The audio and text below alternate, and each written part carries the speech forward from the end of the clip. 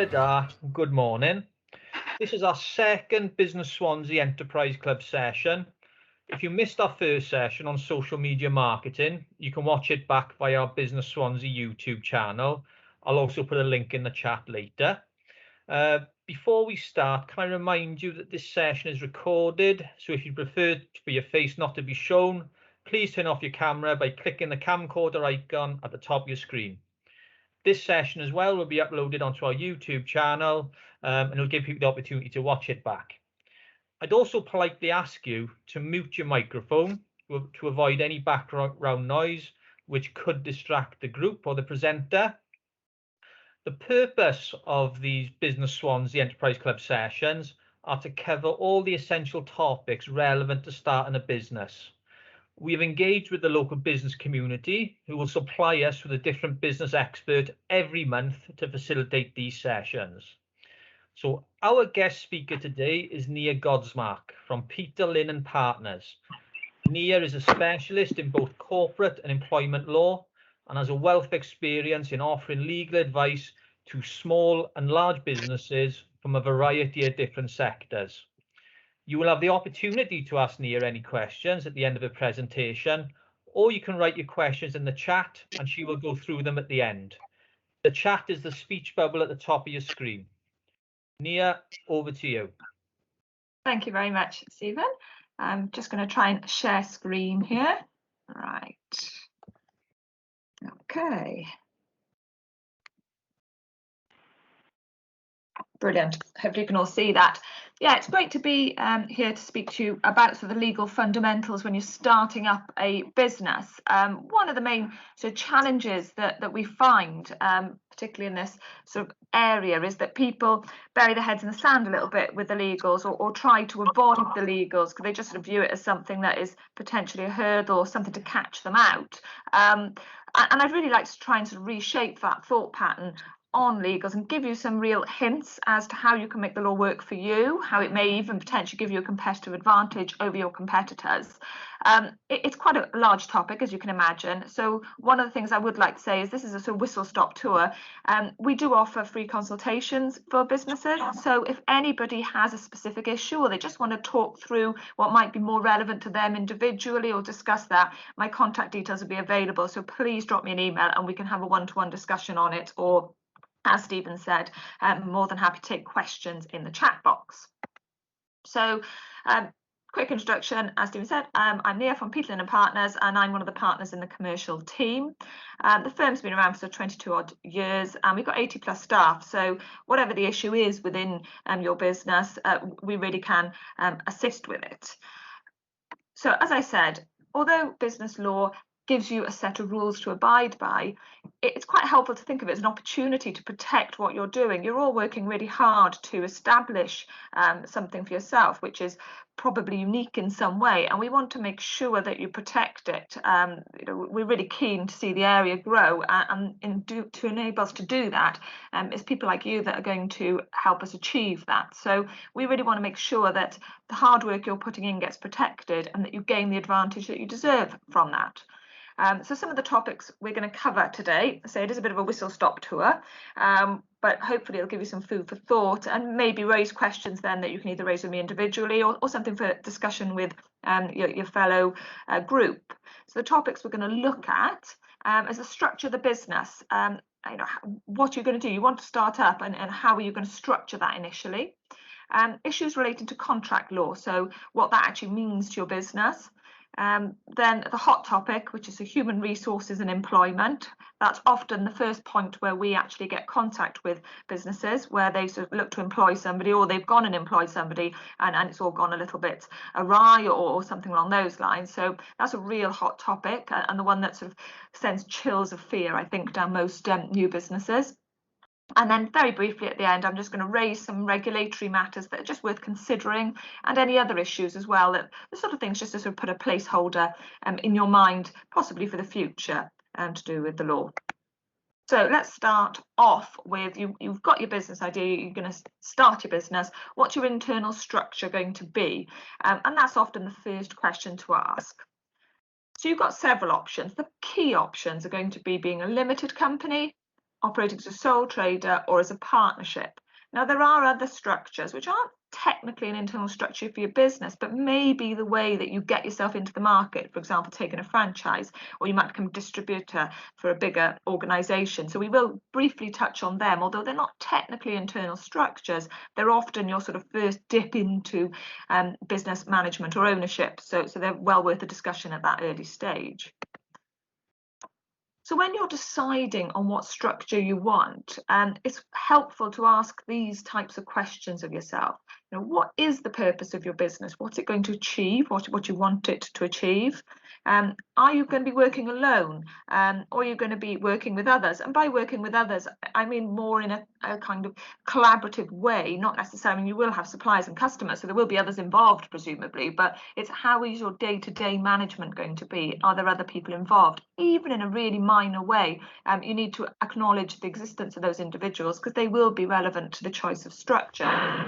And a key factor, and this you'll see as we go on to discuss the business structure, is what are the risks associated with your business? You know, each and every one of you is an individual now. You potentially have personal assets, your family home, etc. So when you're setting up the business, obviously we hope everyone's hugely successful, but we do also need to play devil's advocate a little bit here and go, well, if I take a risk and start a business, how can I best protect my own personal assets? The last thing you want to do is take a risk and then end up losing more than you started out with.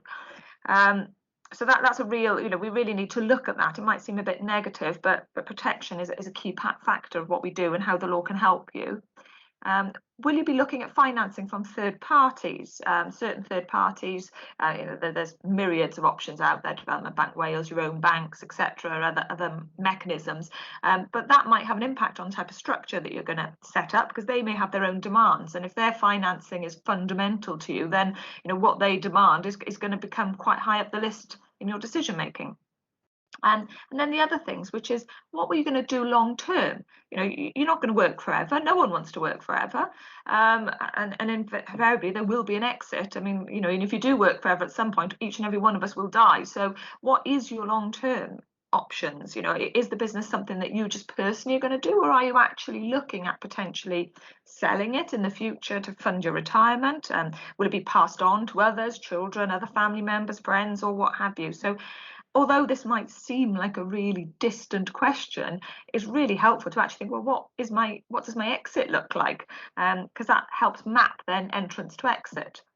And your growth ambitions, if any. Not all businesses are going to grow. I mean, some businesses will be extremely successful, at a relatively small level, but that doesn't stop them being extremely successful. So it's really having a clear idea. I mean, you speak to most startups, they say yes, we're going to grow, but actually, is that truly your growth ambition?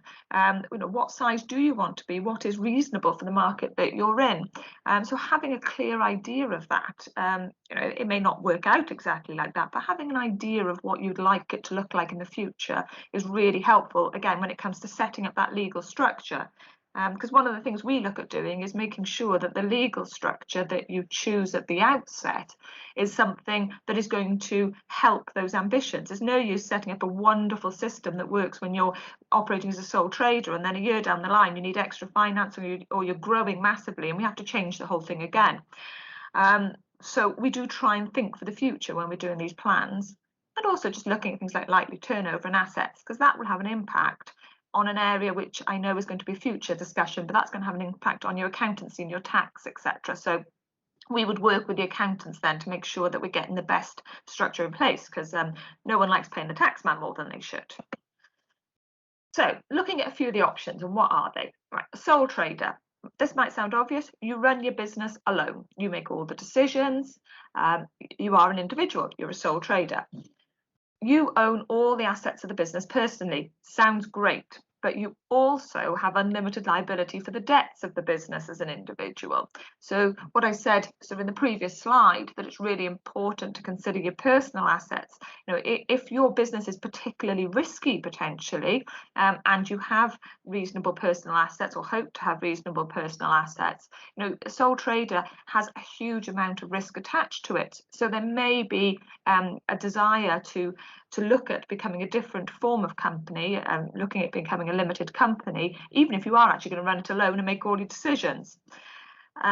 With a sole trader, there's a lack of legal formality. There's low administrative costs. You don't have to file with Companies House, etc. You will still have to do sort of self-employed accounts, but it's a lot less arduous than a limited company. So again, you know, if it is a relatively low risk and you're working on your own, just starting out, then maybe sole trader is for you. But that element of unlimited liability for the debt of the business and the fact that there is no legal separation between you as the individual and you as the business is a really important factor to take from that. And that's something that if that doesn't sit well with you, then sole trader may not work.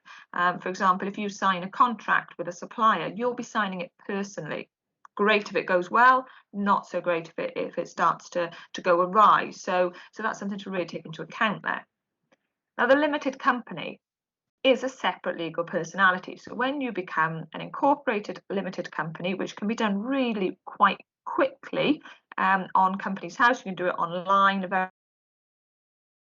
set up for, I think it's £12 online or something like that at the moment. So, you know, so potentially you could get that entity quite quickly. And they are then a person in its own right. The limited company can sign the contracts. The limited company is responsible for the debts. It can hold the assets. So there's a real advantage there. However, you are then governed by the Companies Act, 2006. It has requirements in there. In reality, they're not particularly arduous at the sort of lower end of operations. So although they will have duties in there, for example, if you're a director, you're required to act in good faith. Well, presumably you'd want to do that as a sole trader anyway. So don't let that put you off necessarily. And commonly it's just limited by shares. They can be private and public and you get PLCs, but we're not going to go there. That's a totally different administrative ball. So if anyone's looking at going down that road, I will discuss that with you separately. The vast majority of new startups are going to be limited companies by shares. You will have, therefore, separate shareholders, owners and managers. Although again, at the startup stage, more often than not, they're the same people. They have different hats, as we call them. So you might be a shareholder and a director, but you will be the same physical person. What that does offer you there, though, is that separation. So you could bring on a director or a manager without giving them shares in the business. So that gives you, as you can see, sort of a bit of an opportunity for growth. And equally, you could have shareholders on board that buy into your business effectively and are owners, but they have nothing to do with the day-to-day management. So there is that separation option for you. Although I've said the company is responsible for its own debts, which is a great bit of protection, do be careful here, because the vast majority of financing and banks will ask for personal guarantees on anything that the company signs. So whilst the start point is that the company is responsible for its own debts, you're an individual, and you know, if the company fails for whatever reason, you know, it doesn't affect you. The reality is there will probably be a request for personal guarantees at some points. So when that word personal guarantee pops up, you know, really do show some scrutiny on it, take some advice on it, because then you're losing a bit of the benefit that you've gained by protecting yourself.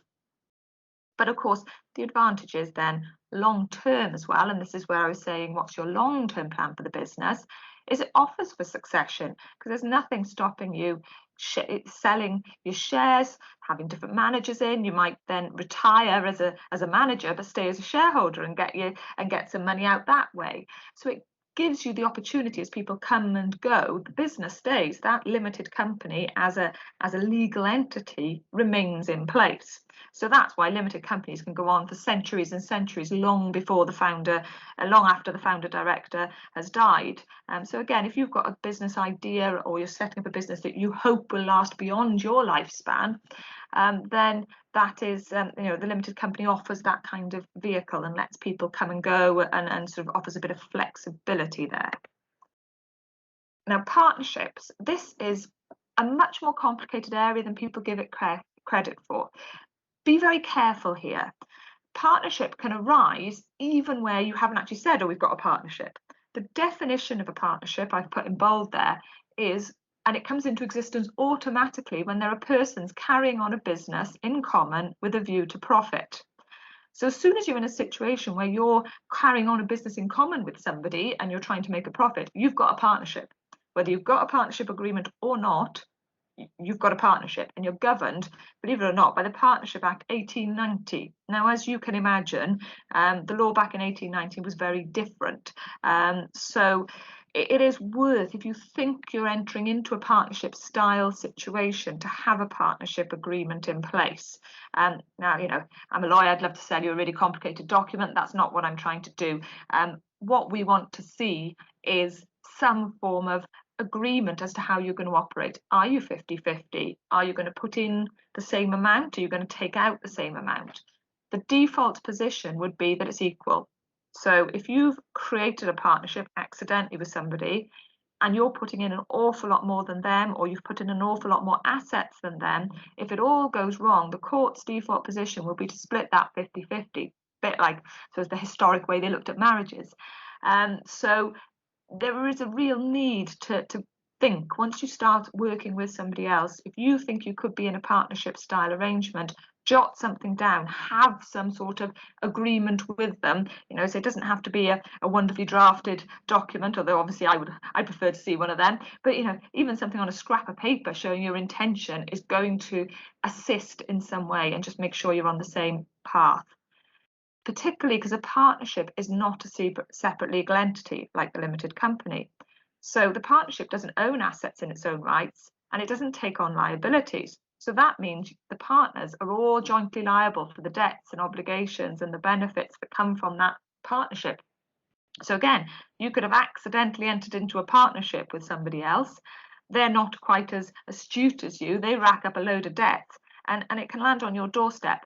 So exercise real caution if you're working in that sort of arrangement. Not to scare you off, having 2 participants, 3 participants or more, 2 or more, it's a partnership. It doesn't have to be 2, it can be 10, it can be 20, can offer real opportunities for growth and can bring on different skill sets. But just take the time to discuss with those partners who's going to take on board what, and is the split actually equal across the board, so that you can minimise the risk of a fallout at a later date. There's no separation between the managers and owners. If you're managing it, you're owning it. But there is minimal formalities involved. So you haven't got the company's house larky things to do, and you will have to still have to do your own tax returns, etc. But again, the accountants can talk to you a bit more about that. But the real warning I want to issue is don't fall into a partnership accidentally, particularly if it's not in partnership with somebody that may not share the same long-term goals as you. There are a range of hybrids as well, like limited liability partnerships, etc., which may offer opportunities to offer a bit of separation, etc. But I'm not going to go into them in any detail. If you think you're in that partnership sort of area and you want to discuss that more as to how to protect yourself, then I'll give you my contact details, and I'm happy to discuss that with you on a one-to-one basis. As I said earlier, there are a range of other options as well. So there may be other ways you're coming to market, and this is becoming quite common. For example, distributor. So you maybe have a contract with a supplier, and it can offer you a really quick setup. But again, you'll still have to consider, are you going to be a sole trader, or are you going to be a limited company? But that's often a quick way to the market. And franchising. So that can give you a real benefit, because there's the name and the structure is all already there effectively, and then you're entering into a contract with that main franchise holder. Again, that can be a really effective way to the market, but the power really sits then with the franchisor. So you just need to exercise a bit of caution there, if you're presented with that as an opportunity. And other organisations which probably fall outside of the scope here, but there are things such as community interest groups and charitable organisations. So if you're doing something that doesn't have a profit element, then that might be a better way of doing it, and also may offer some protection to those who are willingly giving up their time and efforts, but don't really want to be caught up in potentially a legal battle later on. So there are ways of protecting people in those sorts of community interest groups as well. So that's just something to remember. Right, so the next area we're going to look at is the contract law element. I lost control. No, okay. What sort of contracts do we have? So contracts typically with your customers. and contracts with the suppliers. There may be other ones, like I mentioned before, like partnership agreements or agreements between shareholders. But the real focus we're going to look at here is the contracts with your customers and the contracts, of course, with suppliers. You may not have suppliers depending on what type of business you're engaged with, but you almost certainly will have customers. These can be written, again, great if you've got your wonderful written contracts in place, but they can equally be unwritten. Contracts can be formed. A contract is formed when there is an offer and an acceptance. Now, it's wonderful if that's written down because we know what the terms of that contract are clearly. But just because it's not written down and not signed does not mean it doesn't exist. So just be, again, cautious of that. Supplying goods and services. So this is your relationship with your customer. And one of the best ways of protecting yourself in this is to have some standard terms and conditions of business. So that's the terms and conditions that your customers or clients enter into every time they engage with you, or they buy something from you or buy a service from you. The real benefit of that is if you've drafted your standard terms and conditions, or you've written them down, or wherever you've got them from, you don't have to do it every time. So it reduces the chances of, you don't want to negotiate every time a customer comes in through the door as to what the terms of the contract can be. Again, depending on the nature of your business, you may need to have an individual negotiation, but in most cases, you're going to want standard terms and conditions, and it just provides certainty for everybody. And it allows, if you've got sort of administrative assistant or junior staff, to manage those contracts because they don't need to negotiate anything, they're already set. It may not always be suitable, but that's a really good starting point, is to try your best to standardise your terms and conditions, whatever they may say. Now, a little word of caution here in incorporating those terms. It's wonderful to have these terms and conditions, but we need to make sure that they're actually incorporated into the relationship with that customers. So you must bring your terms and conditions to the attention of the customer before they accept the contract. And one of the classic, and I'm not going to do this a law lecture a bit and give you case law, but one case which I think really sums this point up was a hotel that had put its terms and conditions on the back of the bedroom door. So of course the individual had checked in, the contract was formed at the point where they checked in and paid for the room, then they went into the room and the terms and conditions were on the back of the door.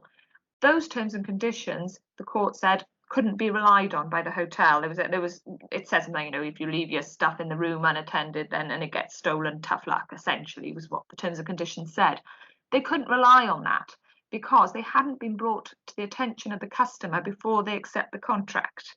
The same thing happened with these pay and display car parks, where the terms and conditions are sort of written in 0.1 font or whatever on the back of the ticket. Too late, the person's already bought their ticket.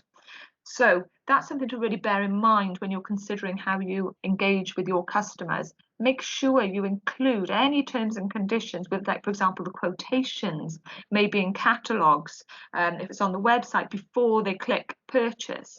So it's really important to get that in at the right stage. No use having really nice terms and conditions drafted if you can't rely on them in the future. And again, just be careful of things like a course of dealing, we call it. But if you're regularly dealing with a customer, then, and it happens the same way every time, for example, and we've seen this a lot in the last year actually, where the cash flow maybe has been a bit tighter, where it may say, oh, all invoices have to be paid within 14 days.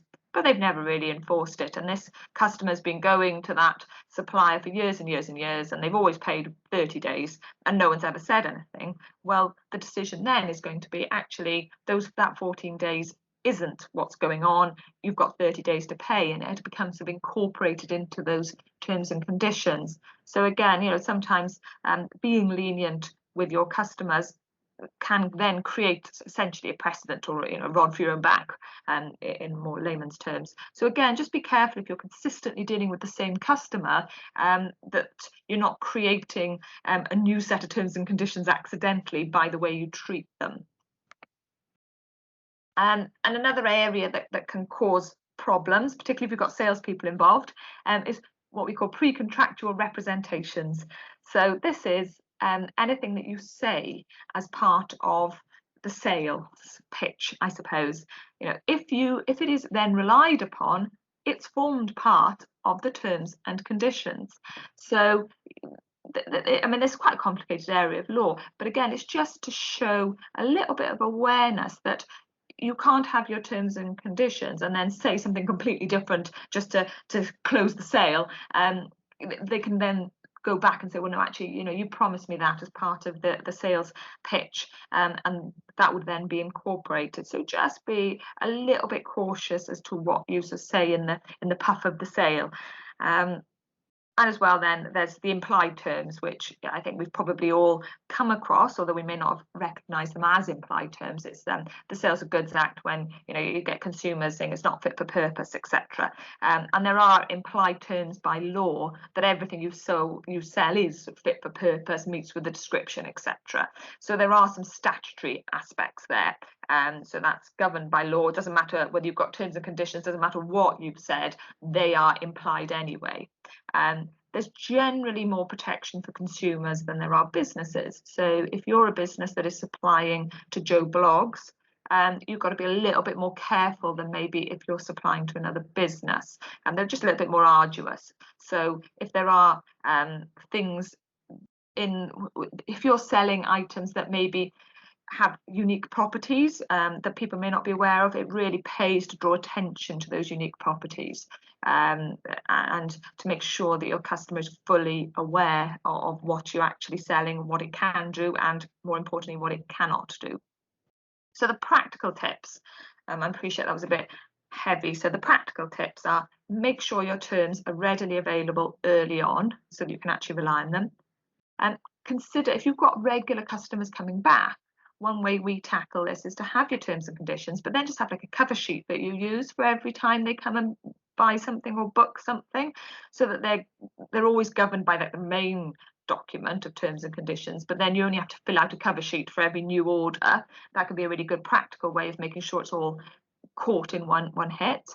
And then pay attention to matters such as, for example, if you're selling goods and the goods arrive with your customer, but they've got, say, another month to pay, do you want to maybe keep a sort of retained title over those goods? So if they go under in that month, you can go and get your goods back, and you don't have to get involved in any sort of insolvency proceedings, etc. So you can, what we call, retain title over goods until they're paid. That's an option. So again, if you're heavily involved in selling goods and you could find yourself in a cash flow crisis, that's a really, those sorts of things are available to you to protect, which is where it's really important to have a think about where your money comes from and who your customers are. And then practical debt recovery. Make sure that you have a clear process that supports what your contract says.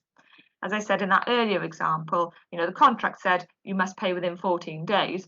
But that's not what the client was doing. Our client was allowing people 30 days, 60 days, 90 days, whatever suited them, whether they liked the customer or not, I assume. And that then, so basically it ran a coach and horses through their terms and conditions. So if you've got debt recovery processes in place, or you've got invoicing processes in place, stick to them, stick to what the contract says. Otherwise you may find you can't rely on them in the future. Dealing with suppliers. So when you're dealing with suppliers, you may find, particularly, and you may feel as a startup, that you don't have a lot of an opportunity to negotiate. You may or may not, but if you do not have opportunity to negotiate, then look to mirror the terms that you've got with your suppliers, with your customers. For example, if you've got to pay your suppliers within 30 days, then you want your customers to be paying you within 30 days. You can hit a cash flow crisis with a very, very good business very quickly if your suppliers have got better terms with you than you've got with your customers. So while you may not have the opportunity to negotiate with the large suppliers, what you do have is the opportunity to set those terms with your customers. So it's looking at it from both perspectives, and don't just accept what the suppliers say as standard. Then there may be opportunities there for you, but if there aren't, you can still use the law to support you the other side of the transaction. And then consider situations that could result in prices being changed. So when you're looking at your supplier contracts, look to see, can they suddenly change the prices on you? And if they do, can you terminate the agreement you've got with your supplier? So that's an area that I see catches people out quite a lot. There's often clauses from the suppliers that will say we can raise the prices by up to, say, 10%. might not sound like a lot, but 10% could really, cause problems within your business. So really scour for those terms, because they're the ones that I typically see create problems for startups, particularly where the cash flow may be a bit tighter in the first couple of years. And then again, looking at things such as, is the supplier asking for security? So if you're in a partnership or a sole trader, going back to that risk element, is the supplier asking you to give a personal guarantee that the payments will be met? They may well do if they're a large supplier and you're a relatively new company. You may have to give that personal guarantee, but don't enter into it blindly. Be aware that you're doing so. And then look at how you'll be able to get out of the contract. If you enter a contract for supply, say for 2, 3, 4 years, and you suddenly decide that you're not going to continue with that supplier, you could be landing yourself with a hefty bill. So when you're entering into these agreements, look to see how you can get out of them. Sounds a bit negative, but it's quite an important aspect potentially, if things don't go exactly as you planned. Okay, the last big substantive area is employment, employment and HR. So this is often the point where things get a bit serious, I suppose, when you look to get help on board. So that is, you've got your 3 main types. You've got your employee, your worker, and your self-employed. Now, one of the critical things to realise here is that it's based on the facts of the situation and not what the contract says. There was a real sort of dearth of people quite a few years ago who would put self-employed on top of the contract and then proceed to write an employment contract and hope that that got them out of all the good stuff that employees get. It doesn't work like that. The tribunal looks to see the relationship and it decides whether they are an employee, worker or self-employed. So don't think you can just label something as self-employed and that's job done. It isn't anymore. So there is a little bit of caution that needs to be shown there. Employees have the most substantial protection, as you'd expect, and then there's workers, and then the self-employed have the least protection when it comes to employment matters. Right. So what is an employee? How do the tribunal look at determining whether somebody is an employee and therefore have all the protections that an employee would have? They've defined it, not very helpfully, as an individual who's entered into or works under a contract of employment. Marvellous. That's not very helpful. So there is no one definition, but what they look at to assist in determining, and I've underlined the 3 main things. These have to be there, otherwise there's no employment contract. And then the other ones, are the bits that they sort of look at as well if they're not sure. Is the personal service element, and this is probably the one fundamental way of determining that somebody would be considered an employee. For example, I work as a partner in the firm. I'm under an employment contract there. I can't just send, my sister, my brother, my mother in to do my work for the day. That wouldn't work. That wouldn't be accepted. They expect me personally to turn up. Whereas in non-employment contracts, it's more likely to be, for example, cleaning service, where we want a cleaner to turn up and clean the office. We don't really care if it's Mavis or Mabel or what have you, but we want a cleaner to turn up. So it's that personal service. As soon as you're tying down that individual to attend, you're heading towards the area of an employment contract. Now, there's obviously several get-outs you can have there. Using the example I used of myself, it would be potentially possible to say, we expect you or somebody similarly qualified to turn up. Now, that would limit things quite substantially. My sister isn't similarly qualified, so that would stop me sending her in. So that's a way of making sure that the individual you want turns up without necessarily turning them into an employee. But as soon as you're demanding the presence of that individual and that individual alone, you are treading into an employment relationship, regardless of whether you intended that or not. The other area that sort of is a bit of a treading towards employment is mutuality of obligation. So that means they are expected to turn up and you're expected to give them work. Might sound obvious, but if you consider some more casual contracts, there's no obligation. They might get offered a shift and they go, no. That would indicate that they're not an employee. So again, the more obligation you're placing upon them to turn up at specific times individually, the more likely they are to be viewed as an employee. And then the final one that's the real crux of it is control. How much control do you have over them? So if you're dictating their hours of work, you're dictating their method of work, their place of work, then you really are moving towards them being an employee. So if you've got those sorts of situations arising where you're demanding personal service from an individual, they're obliged to turn up at a specific time, and you're controlling when and where they work, chances are you've got an employee, whether you meant to have an employee or not. Other areas, if it's a bit grey, they'll look at things such as who takes the risk, who's providing the items. Do you bring your own laptop in, or are they using your laptop? Does the business really depend on them potentially? And are they integrated into the business on a day-to-day basis?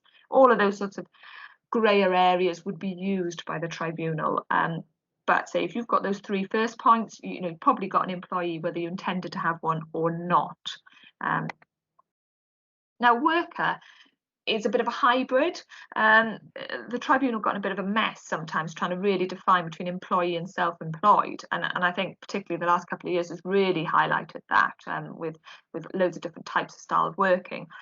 So where the tribunal was stuck and couldn't really work out whether somebody was an employee or self-employed, they created this sort of hybrid of workers. So they're not full employees, but they get some protection. All employees by definition are workers. So you've got your employees, you've got your workers, you've got your self-employed. So somebody who's an employee is also a worker, but they get some protection, but not quite the same as all employees. So workers, so that means workers and employees, have protections from discrimination. They're entitled to national minimum wage. They're entitled not to have unlawful deductions.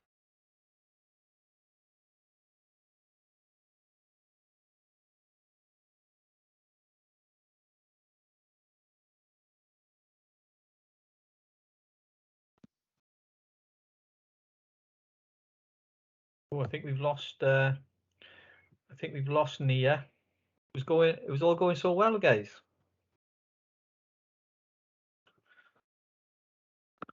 Let's see.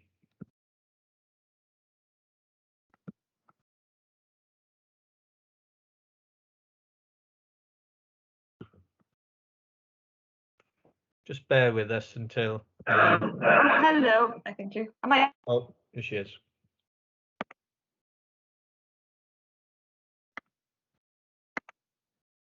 You still with us, Nia?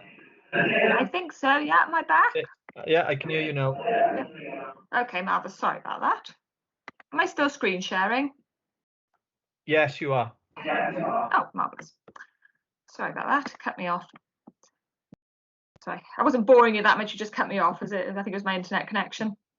So workers have the right to these particulars of employment. They are entitled to have a set of what their employment looks like. That's quite basic. It's called a Section 1 statement, but it's just things like hours of work, pay, the sort of things you really want to know. But you've got to give that to them within 2 months of them starting. So again, if you think somebody's treading towards being an employee or a worker, you've got to get those written particulars out to them quite quickly. They're also entitled to paid annual leave and statutory sick pay. So those are the sorts of areas that can arise there. Right.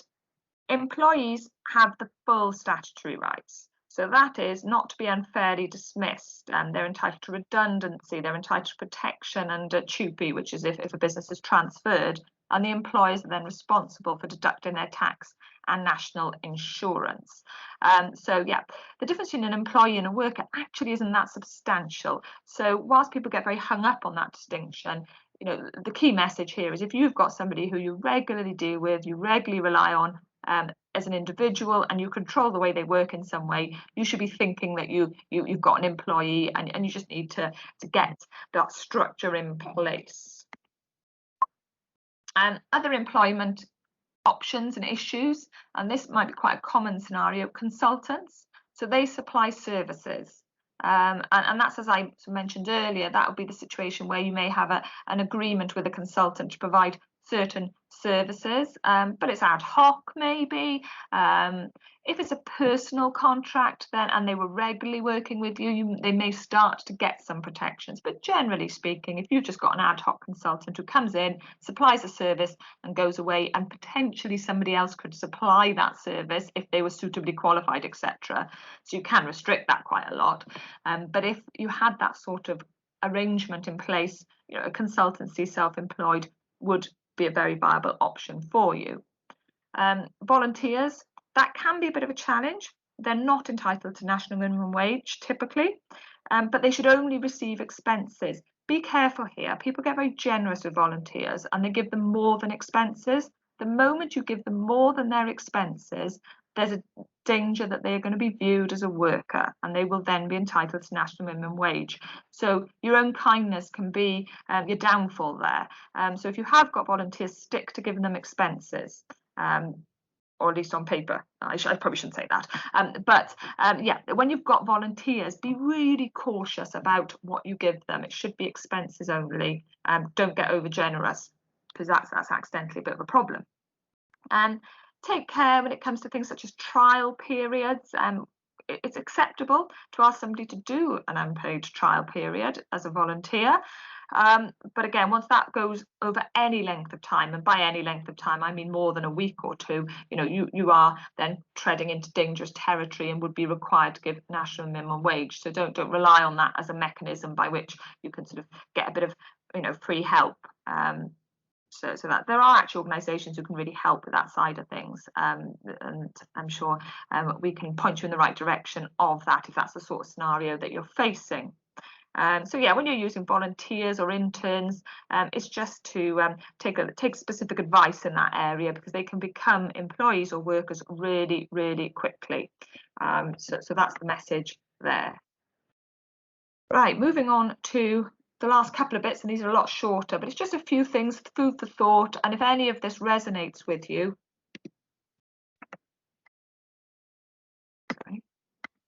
if any of this resonates with you, just to look at taking additional advice there. So regulatory matters, we've got GDPR is your latest big area. Every man and his dog is jumping up and down about GDPR. It's not actually proven to have been as problematic as people thought at the moment, although it's likely to continue to gain attention. So it does apply much more widely, but in terms of sanctions, we haven't been seeing the sort of the massive headline fines that maybe some of the bigger organisations are looking at. We're finding that the ICO is not really out to tackle the small businesses who are doing their best. I mean, it's really there for bigger breaches, selling off databases and getting scam calls, etc. But nonetheless, do an audit. Make sure that when you're collecting information, you're using information, that you're telling people why you're collecting it, and you only use it for that purpose. No mail shots unless you've got permission to do that. And just keep an audit of the data that you've got and that you use. And by keeping an audit of the data, it's not only from a GDPR point of view, if ever you find yourself in a position where you have to explain yourself, but also it stops you wasting your time. There's no point you contacting 30, 40, 50 customers on a regular basis if they don't want to hear from you. So really, it's about a bit of housekeeping and just making sure that you just put something in your diary maybe every few months to look and see, what have you collected, what are you using it for, and is it still current? GDPR says is its own area, it's growing, it's changing. We haven't seen the massive sanctions we thought we were going to, but do take advice on that, particularly if you're doing a lot of collecting of data from your customers. And then sector-specific stuff, which I'm not going to go into in any detail, but it's speak to your council, things like planning, licensing, waste, environment, health and safety. They're all out there. So but speak to people about that, and they can tailor-make what you need to consider in your specific sector. And just be careful about music, even if you're just using the radio for your customers. That is court, so you'd need a license for that. Particularly places like councils are really willing to help businesses assist with that. So, just take that advice early from wherever is appropriate. If you're not sure, people like myself can signpost and just go through that with you. Finally, the last other points to consider your property. Are you going to be renting? Are you going to use your own home? Are you going to license a premises or just use the occasional office? Considering where you're going to be, is it going to be somewhere in the long term, and how you're going to structure that? So yeah, just give some thought to that, and again, depending on what you're going to do, we can support you with that. If you're using your own home, just make sure your insurance supports that, and that's something that, you know, again, we've seen over the last 18 months particularly, that not everyone's home insurance allows them to work from home, for example. So it's just, you know, just checking those points. Intellectual property, for some businesses, it might be vital to their company. You know, if it's an idea-based company, you want to protect that, particularly if you're working with others, for example, in a partnership situation. You know, it's intellectual property is often shied away from, and people get quite stressed at the idea of patents and copyright, but it really isn't as well. It's a difficult area, but it's accessible to everybody. So if you have an idea that is really fundamental to your business, protecting it at the outset is so important. So identify those ideas, and we can get those protections put in place. Again, with the insurances, and making sure they're up to date, speak to your insurance broker. There's some wonderful brokers out there. I don't know, that might be a talk for a future. But yeah, just making sure that you've got everything up to date, and what your current insurances are. Don't necessarily rely on them. For example, your home insurance or your car insurance may not support your business.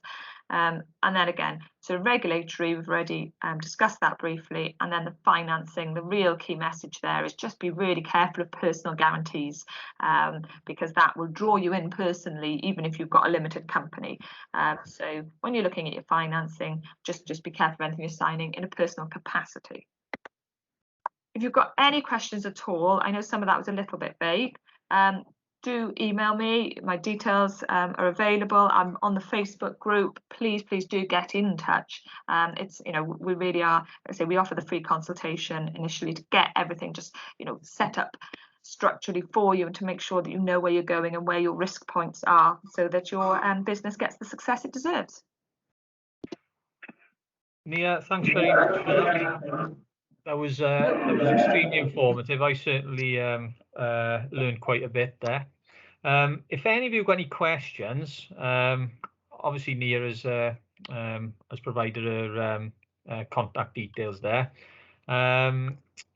If you've got any questions now, you can raise your hand. There's a hand signal at the top of your screen. So if you've got any particular questions for Nia, I have, which I'll ask one now.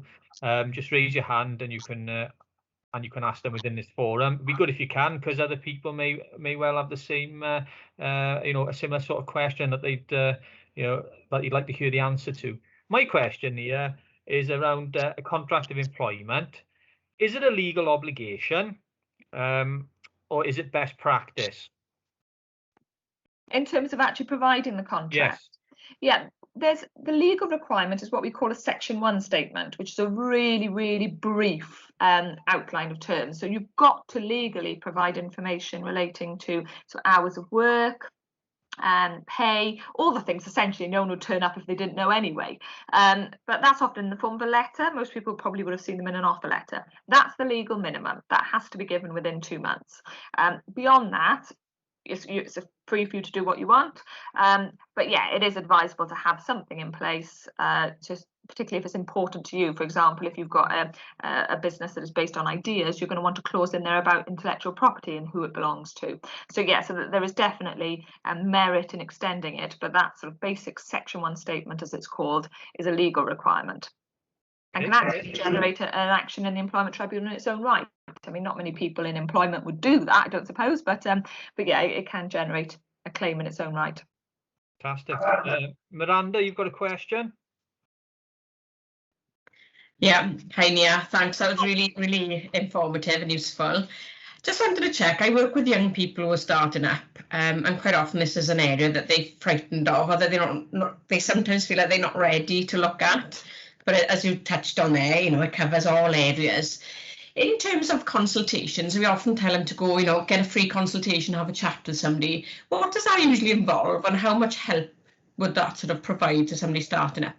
Yeah, I mean, essentially what we do with us is that we would sit down with them, look at their business idea, highlight the various areas that they need to think about. You know, for example, if their idea is based, let's look at intellectual property, and then we'd guide them on the very basics. So, I mean, I tend to go a little bit further because I've got a bit of a passion for startups, and I want to see startups succeeding. So what we wouldn't do is, it's probably easy to say what we wouldn't do. We wouldn't like draft a bespoke lease for them.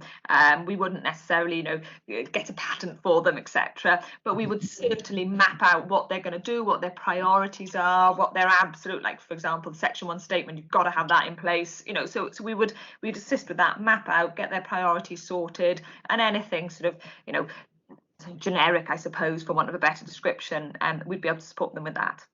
Okay. Thank you. Yeah, great. Thank you. Welcome, Ross. We've got a question from you. Fire away. Yes, thank you, Stephen. Hi, Nia. Got a question around the mutual obligation, self-employed / worker piece. With Garrison Farm at the minute, I've managed to pull a scheme together where a guy will be working for me on a Garrison Farm site, but he'll be getting paid by Work Wales Plus under one of their schemes. So where does the self-employed worker status fit there? Yeah, this is actually this is an area that's always in the tribunals, unfortunately, because of agency actually normally comes up as, but it's the same principle. Yeah, I mean, the typical acceptance is that they are employed by the person who pays them. That's the start point. Now, obviously, if they were with you for 10 years and you took them on, then, you know, the chances are there'd be a bit more of an argument there. But the start point would be that they are employed, potentially, depending on the nature of the relationship, by where the money comes from. You know, follow the money, I suppose, for want of a better way of saying it. That's not 100% the case, but that's the start point. So that would be your starting point, unless there's something to argue to the contrary. Yeah, because I'll be providing the job description and the actual physical work elements, but the pay will. Okay. Yeah. So that would be the norm, but I say there are areas where that's been looked, you know, when people try to hide behind, I suppose, agencies in that sort of scenario to remove their obligations, then, you know, the tribunal will sort of tear that down, but that's your start point. Thank you, Nia. Okay, have we got any other questions? I'm going to ask a quick one here. What's been the obviously in the news about Uber and whether they are actual self-employed contractors, I suppose, or are they employed? What sort of impact has that had on I suppose on case law? Well, the answer is we don't really know at the moment. It's taken 2 years to bring anything to tribunal. So, you know, I'll answer that in a little bit of time.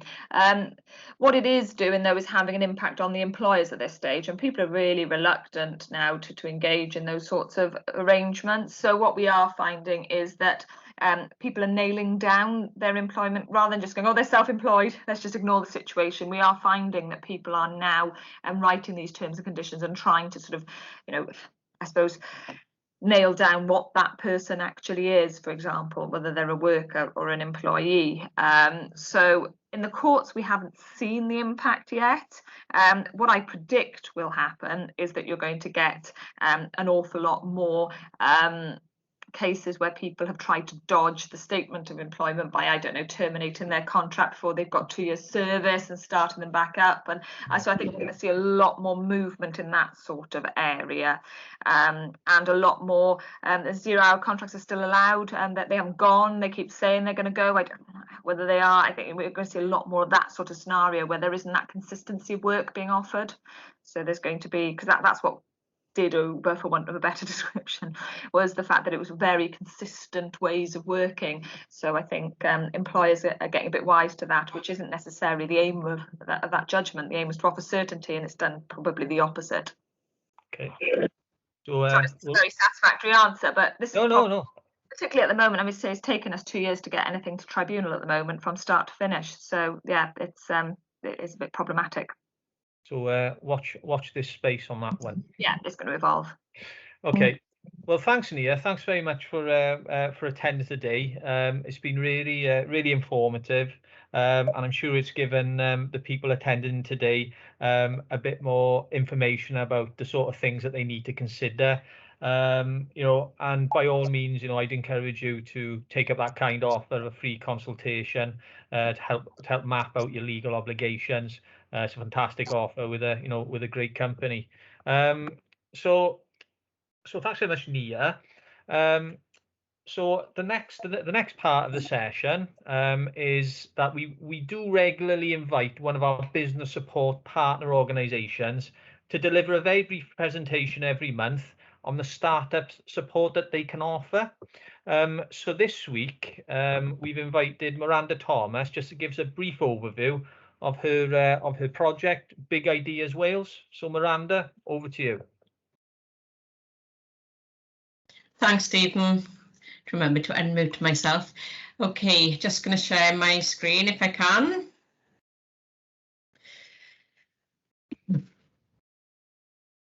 I think Nia, if you can take yours down. Okay. There you go. And give it a try now.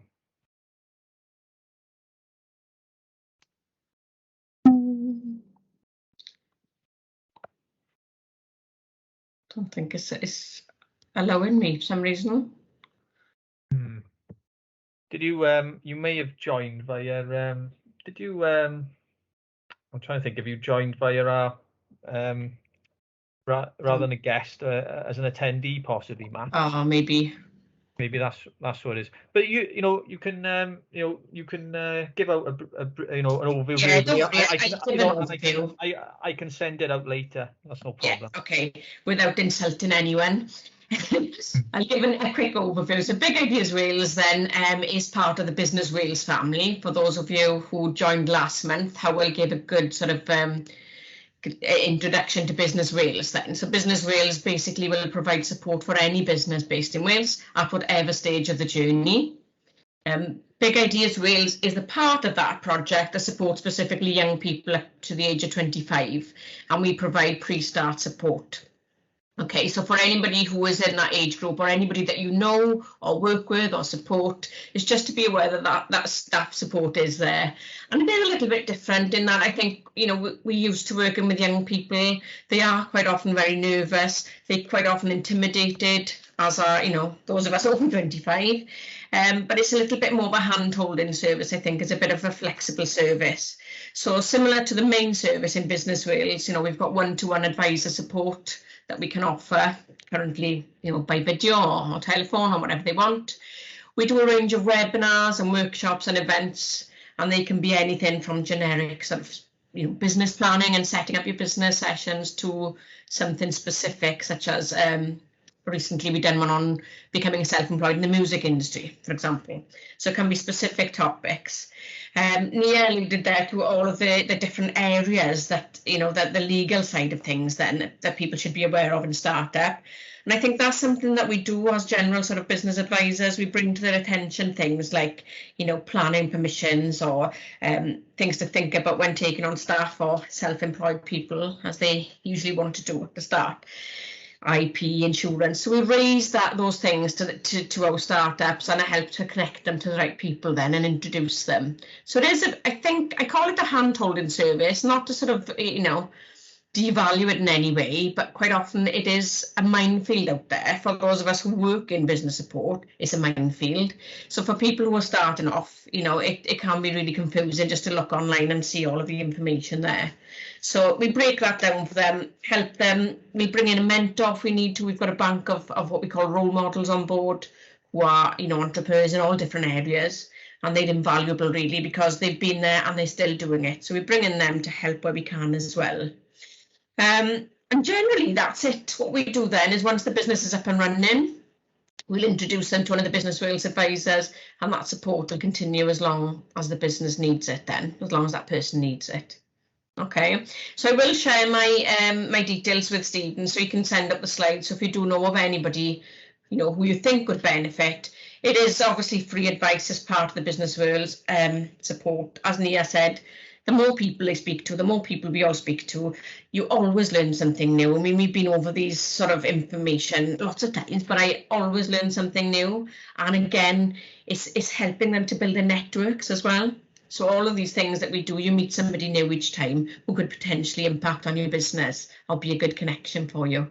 So yeah, just wanted to sort of put that out there. It's not very well known for some reason, but it is a really, really good service, even if I do say so myself. Okay, I send the slides over, Stephen, and obviously if anybody wants to contact me, I'll pop my email in the chat as well. You know, drop me an email, give me a call or whatever. All right, that's it. That's very short and sweet for me, which is a change because I do like to talk.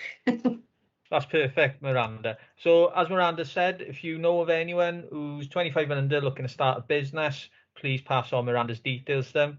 And as Miranda also said, we've got, she's part of the Business Wales organisation, and we've got a couple of the business advisors here today, and they're great with helping businesses with, with free support, advice and guidance. They can help you with sort of your business planning, your cash flow forecasting. They've also, as Miranda said, they've got a team of actual business mentors within that organisation who've got lots of different experiences, skills, different sectors.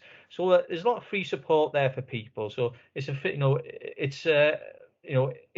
it's a great place for you to start to get that information, and help you launch your business. And it's not just for startups either. They also help establish businesses as well. So all their details are on their website. So I'd encourage you, if you don't know of them already or haven't visited that website, please do. As I said earlier, we have established the Business Swansea Enterprise Club Facebook group, and that currently consists of 24 members, and that's and that's still growing. The group allows you to ask any questions to myself or my colleague Matt Callahan for Business Swansea, which you may have with regards to starting your business if you're not sure of what support organisations are out there. If you've got specific queries, then you'll have direct access to us. And we generally work as an honest broker, and we can put you in touch with the right people. It also provides an opportunity for members to share their knowledge and experience with others, as well as promoting their new businesses. We do post a lot of our stuff on there. We promote any business support for startups via that group. And we also try and do some interaction on it as well. So I encourage you all to join it, and hopefully it'll be part, we will establish a really new, exciting new business network for Swansea, and it's going all the time. So I put the link in the chat, so I encourage you to join it. Some of you will be aware that we've also got a couple of startup grants available, and these are aimed at obviously new businesses and startups. When I say new businesses, you've got to be less than 2 years old to be able to apply, and also be based in Swansea. So I put the email address in the chat if you want some more information, and we can send over the details. So our next session will be held on Thursday, the 9th of September at 10 a.m. And it will be facilitated by the accountancy firm Bevan Buckland. The topic will provide an overview of accounting and tax obligations and best practice when starting a business. So what I'll do is I'll send you an Eventbrite invite in due course. I've got all your email addresses, so I'll send that around once we've got it set up. But again, it'll follow on really nicely from Nia's presentation. She works a lot alongside sort of accountancy and tax specialists. So it will have some really good informative stuff in that session as well. I'd also like to promote our new business support hour sessions, and we are aiming this at established and new businesses. So we've got a session on 26th of August, which will be delivered by Mr. Alan Brayley, who's head of Swansea Bay Business Club. And that's going to be centered all around recharging your networking skills. Very important with regards to starting a business. And we're really grateful that he's coming in to do that for us. Again, in my follow-up email, what I'll be doing is I'll be sending out feedback forms from today's sessions to you, and also relevant links, including that business support hour session, as well as the accounting session on our next Enterprise Club. So that's it for today. I'd like to thank you all very much for coming. I hope you found it as informative as I certainly did, and we really look forward to seeing you next time. So have a good day, and we'll see you soon. Take care. Thank you. Bye everyone. All the best. Thanks.